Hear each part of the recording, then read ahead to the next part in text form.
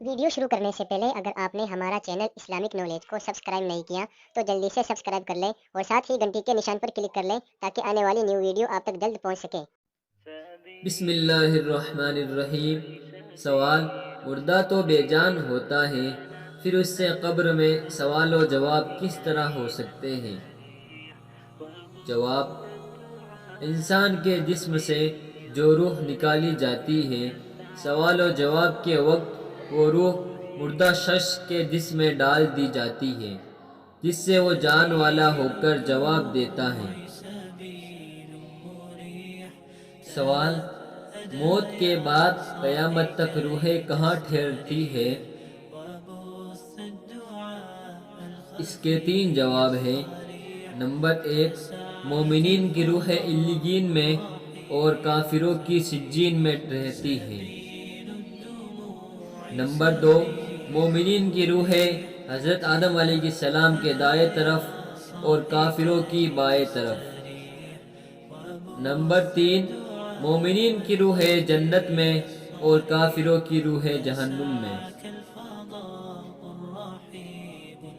سوال: روح پہلے پیدا ہوئی یا جسم؟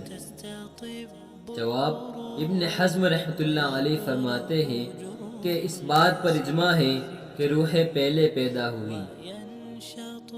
سوال: روح جسم سے کتنا عرصہ پہلے پیدا کی گئی؟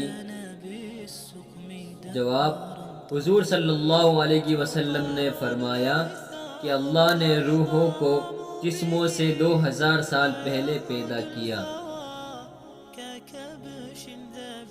سوال: نمرود بادشاہ نے کتنے سال تک حکومت کی اور مچھر اس کی ناک کے نتنے میں کتنے سال تک گھسا رہا؟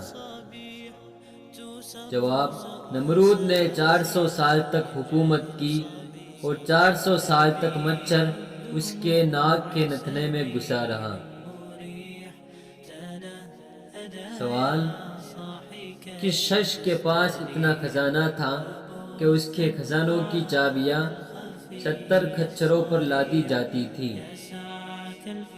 جواب: قارون کو اللہ نے اتنا خزانہ دیا تھا کہ اس کے خزانوں کی چابیاں 70 کھچروں پر لادی جاتی تھی۔